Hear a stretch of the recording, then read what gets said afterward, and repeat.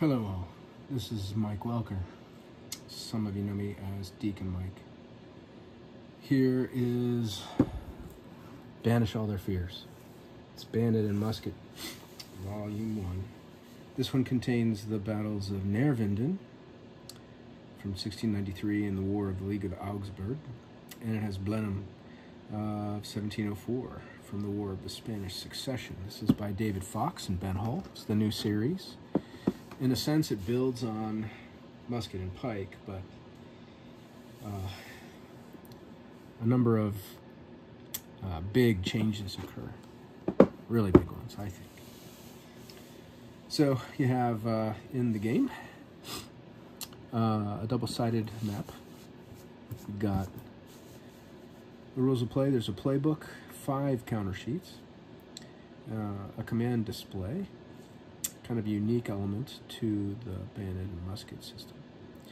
You have 2 combat tables, player aid cards, 2 orders movement tables, player aid cards. Basically, each player can have a particular card and set of tables, a timekeeping card, and 2 10-sided dice. So, what's the scale? It's 200 to 220 yards per hex, or about 180 to 201 meters. A turn is 20 minutes. Infantry units are battalions, 5 to 600 men. Cavalry units are 2 or 3 squadrons of 250 to 350 men and horse. Artillery units are batteries of 8 to 10 guns. So it's just a little bit of an unboxing. Let me adjust this a bit forward so I get the table out of the way there. All right, so let's check it out. I'm the developer, and Ben and David worked hard on this.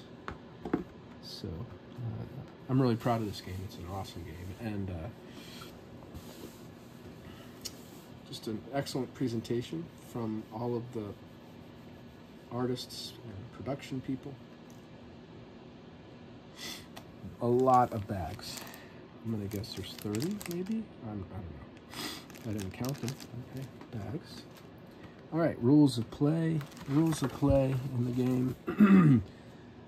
24 pages, full color, lots of good examples.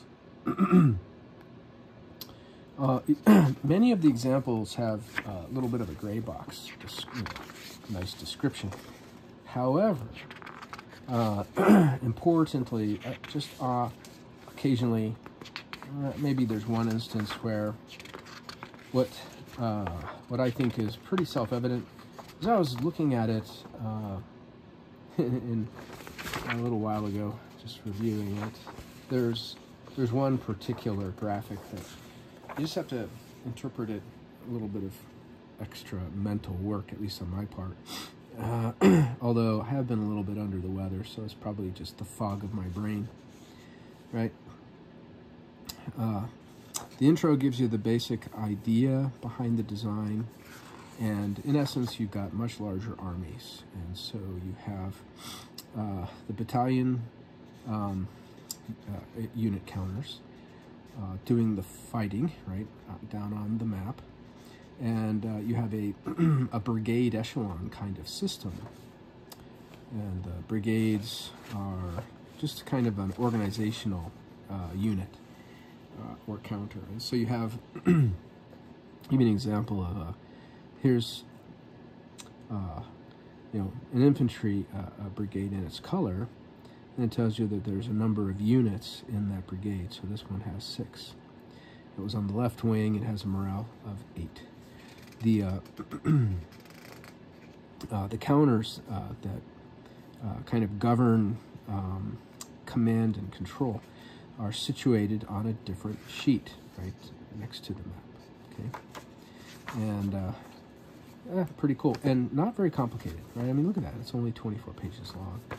There's little details here and there to watch for, but all in all, excellent, very tight rule set, I'd say. I'd say now, however, the playbook is fairly large. Right, so this guy's 64 pages long. You got both maps. You have the counter sheets for reference. There's a lot of counters in the game. You have an example of play. Pretty nice walkthrough, and something historical too. Pretty famous element of Blenheim. Rose English Brigade was attacking the village of Blenheim, and got counterattacked by gendarme cavalry, so that's highlighted there. So a bunch of notes, designer notes, combat overview, you know, historical notes, really cool paintings too. Then you have all of the organizational tables for the battles, so you can keep track of, you know, who goes where, basically. There are scenario special rules, right? It's a series, so there'll be occasional little nuances here and there for particular units or situations, of course. Here's how you keep track of time. There's phases are tracked as well. So really nice little image there in the background. Okay, so this gets placed out on the table, nothing on the back. All right, let's see, command and movement. So you have one of these for player, and then there's a second one. Okay, describing basically wing actions and order changes. Terrain effects charts right there. And you have some issues with the way the orders operate. You have dress ranks, march, and charge orders, and how those work are summarized here. Little extra details are in the rules, but they're very, very straightforward. Okay. And there's two of those cards. So this is just the repeat. All right, then you have combat tables. Here's cavalry. So you have cavalry versus cavalry. You got cavalry versus infantry. The way the combat system operates is you have to be in a charge order, and although you might be a defending unit, okay, attacking unit has to be under a charge order, and there are priorities for attacking units, and those are highlighting basically the kind of fire combat and melee doctrine, right? Artillery combat, infantry versus infantry. This is of course the common stuff that you're going to see in your game.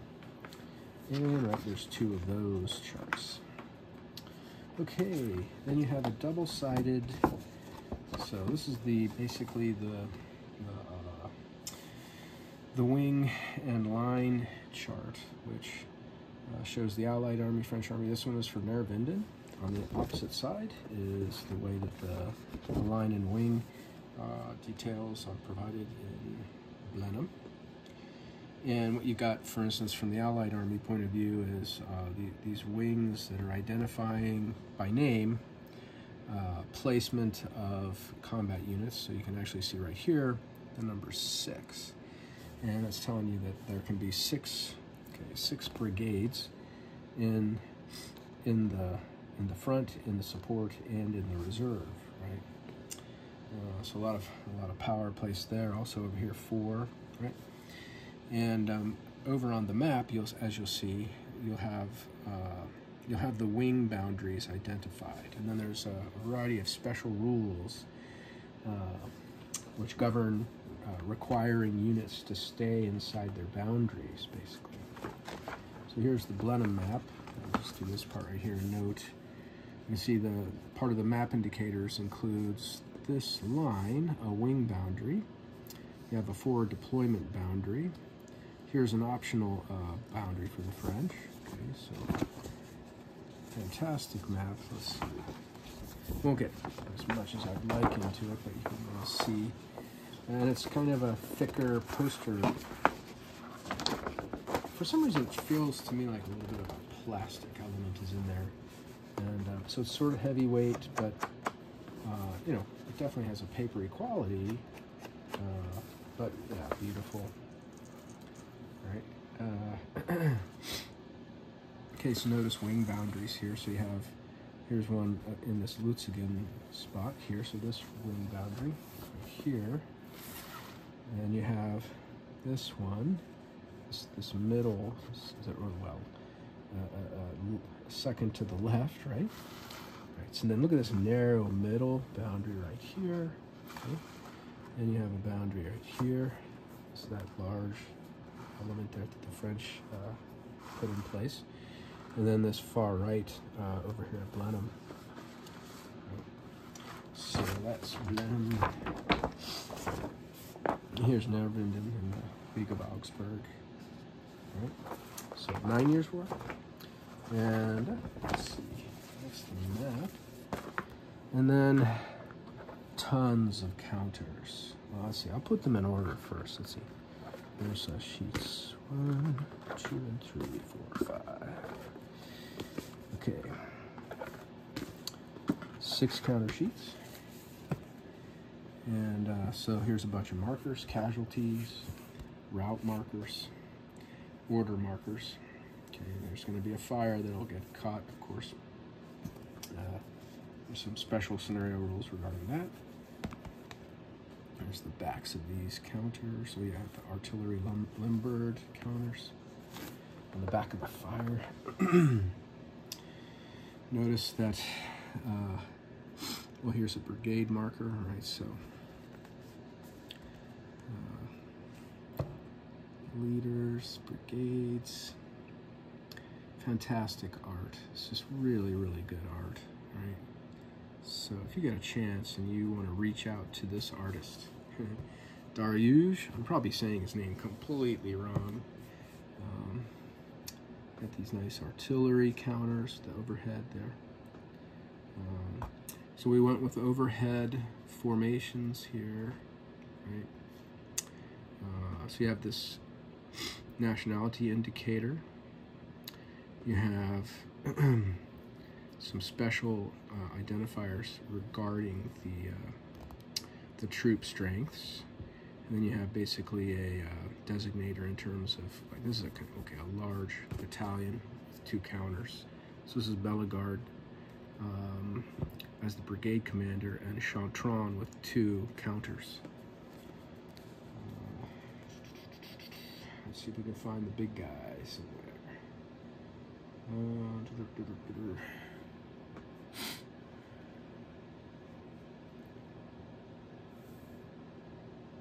Come on, Blenheim allies. All right, we'll keep going. Let's see. Whole bunch of French infantry.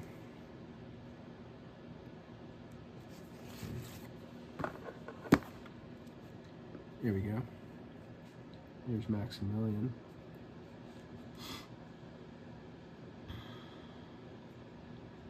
Daffelt. Here's William III, right? Some unnamed brigadiers as replacements, because there are leader casualties in the game. Okay.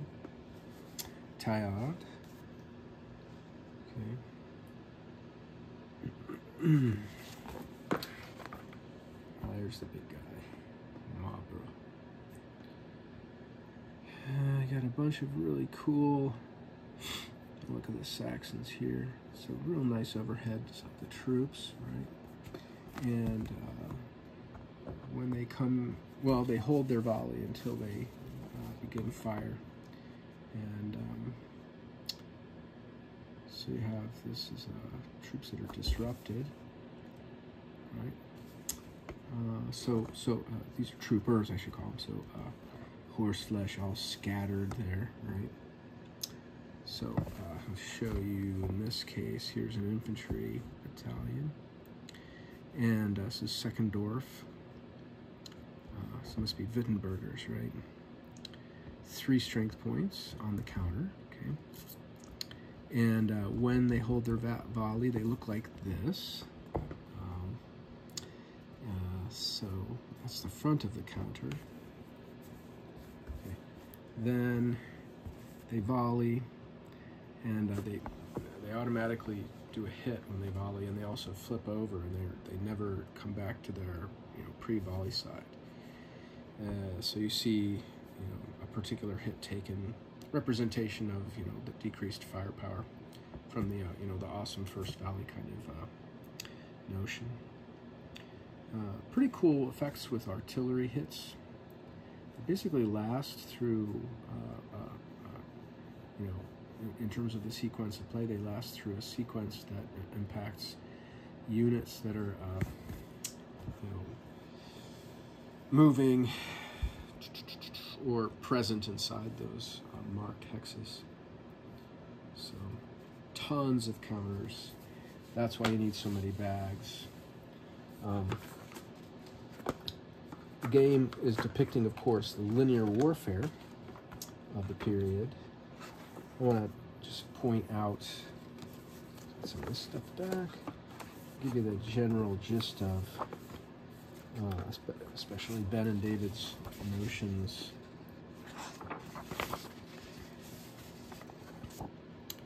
So, our design objectives were twofold. First, to present these battles with as much historical detail, given the order of battle. Secondly, we sought to represent the command structures in a way that highlighted the key to victory, the contribution of generalship. The scale is meant to present a battle in a single map and a scenario playable in a single 4-hour gaming session. A full battle could take longer, as the battlefields are much more densely occupied. To accomplish this, much of the low-level detail is abstracted into the combat resolution rules to help keep the playing time reasonable. In effect, there's like first volley, for instance, automatic hit. You don't have to roll on those. That's great. Bags. I should have mentioned the dice. Where did I put my dice? Heck. I had this open briefly. Oh, I see. They dropped here. So this particular copy has 2 gray whitish dice. D10s, and a 0 counts as a 0. So there's, say, Banish, All Their Fears. This is Bayonet and Musket Series Volume 1. Volume 2, The Devil Must Have Brought Them, is aimed at presenting Oudenarde. I forget what the small battle is, right? I wonder if that was actually decided upon yet. In my head, there's a few things jumbling around because I was hoping to do Algrim and a couple of other, maybe do 3 small battles in a volume in the War of Three Kings over there in Ireland, perhaps. But yeah, whatever. We'll see how things go. Complexity rated as 6. I would probably think that's probably a little high, I think. I mean, maybe because there's a bit of a learning curve and it'll take some practice to kind of get, into the zone of the way the game is operating. But I think after a couple playthroughs of a scenario, you'll be more like a 5, I think. Just stuff isn't super hard. Once you got the mechanics down, you're going to be focusing your attention on generalship. It's a really fascinating element of the game. And then, solitaire rating is 7. Yeah, just that could even be, related to the fact that there's no bot and you're playing both sides. And you have a little bit of kind of planning work and, again, the generalship angle to maneuver between wings and to make adjustments across the lines, like moving reserve battalions into a support element, and just sort of setting stuff up to really put forward a lot of force and firepower. Both players see that stuff unfolding, so if you play one side or the other, it's not like there's any fog of war elements. Yeah, I think it's fun as a solitaire game, which is the way I mainly played it. Excellent game from the masters. Really great masters, right? David Fox done tons of development work and playtesting work, especially with Richard Berg. And David's game Austerlitz from GMT,